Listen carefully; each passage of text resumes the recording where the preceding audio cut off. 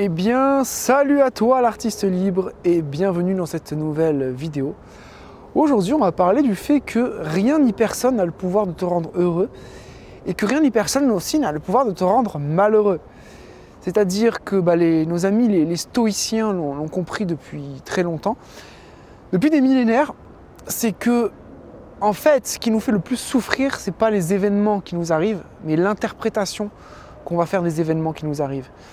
Ça va être la charge émotionnelle qu'on va mettre sur les événements qui nous arrivent.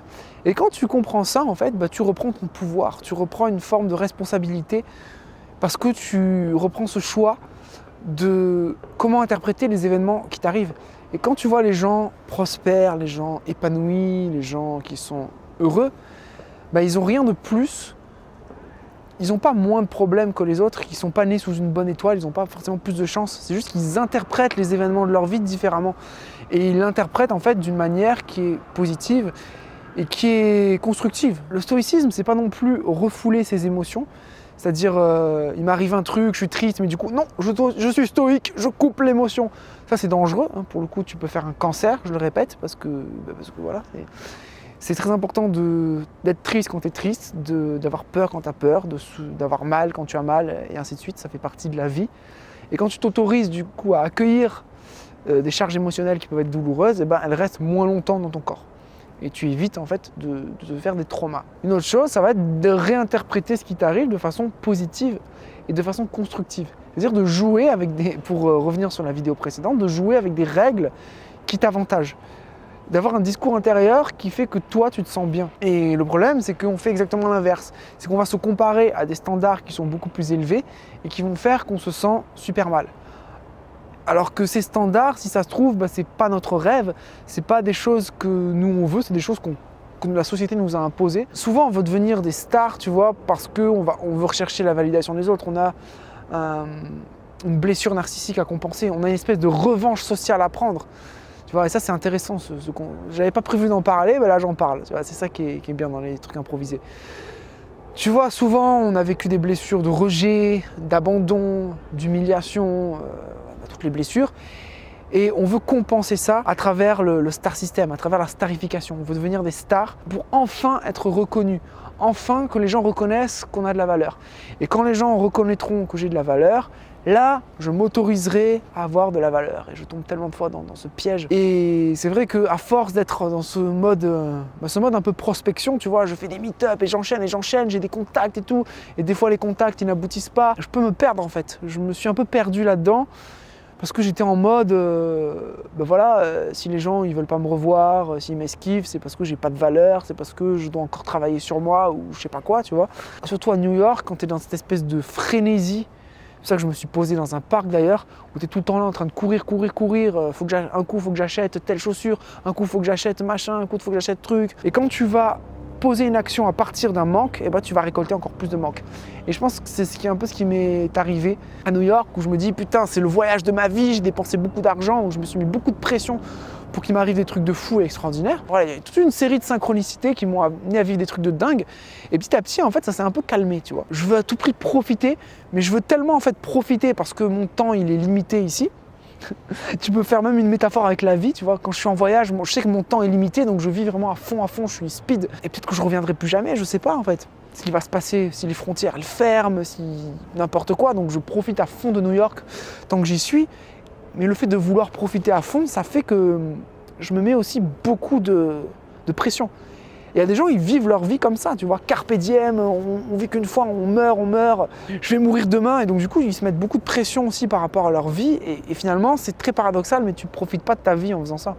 Tu profites de ta vie en faisant comme je fais maintenant, tu vois, j'ai fait du parcours, là je tourne des vidéos, je me suis posé dans un parc, tout à l'heure je vais aller méditer, et bizarrement, c'est peut-être en renonçant au fait de vouloir à tout prix rencontrer, à chanter, tout ça, qu'il y a des trucs magiques qui vont se passer. Parce que je vais être détendu, je vais être tranquille, je vais être dans mon monde.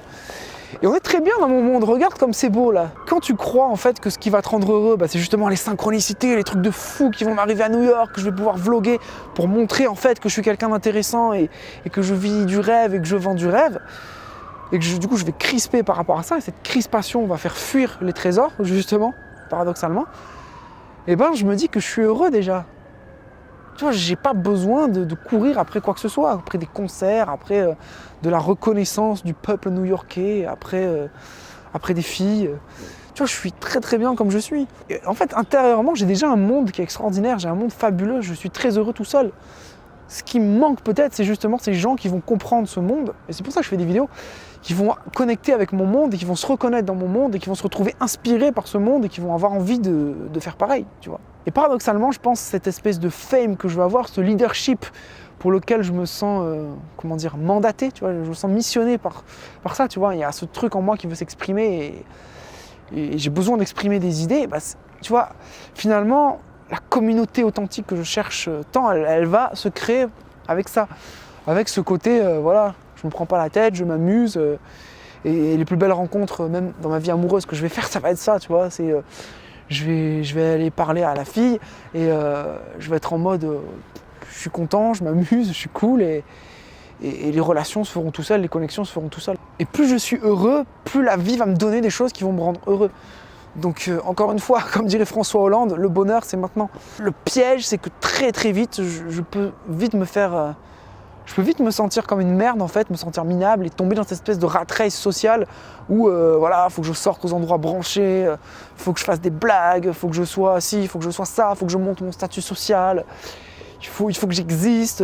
Et en fait c'est toute cette espèce de quête superficielle qui va m'éloigner de la quête véritable. Pourquoi j'ai ce besoin en fait de chercher à tout prix la validation des habitants quand je vis dans une ville?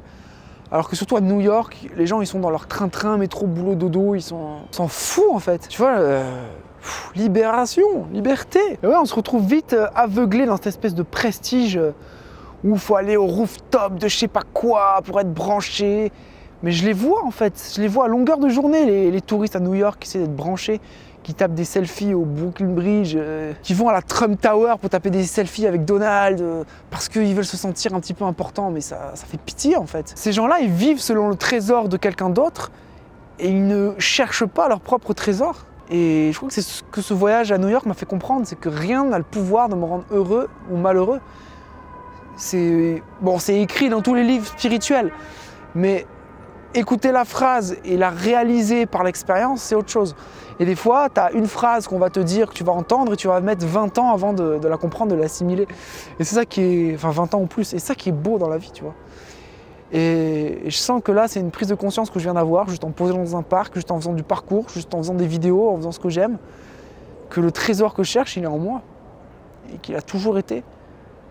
Et que c'est à partir de ce trésor que je me déploie dans la vie et que j'ai pas besoin d'être accepté selon des codes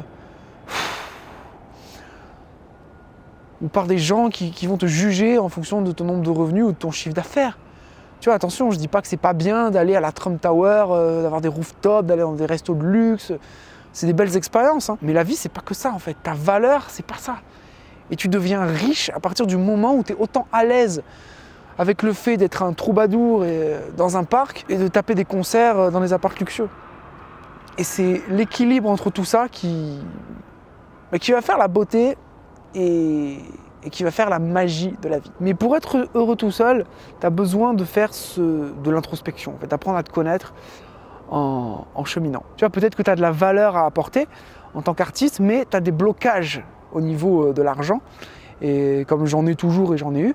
Et donc ce que j'ai fait, c'est que j'ai recensé en fait toutes les croyances en fait limitantes qu'ont les artistes par rapport à l'argent. J'en ai fait un mind movie avec des illustrations, avec des affirmations et avec des musiques. Et donc tu pourras télécharger ce mind movie et te reprogrammer matin et soir. Donc si ça t'intéresse, tu as le premier lien dans la description. Je te laisse aller jeter un coup d'œil à tout ça. Je te remercie pour ton écoute. Je te dis à très bientôt et surtout, ne t'arrête jamais de rêver. Quand on a envie, ressources infinies, corps en harmonie, puissant. Je me détache vite de ces infamies, je file vers l'enrichissement. Quand on a envie, ressources infinies, corps en harmonie, puissant.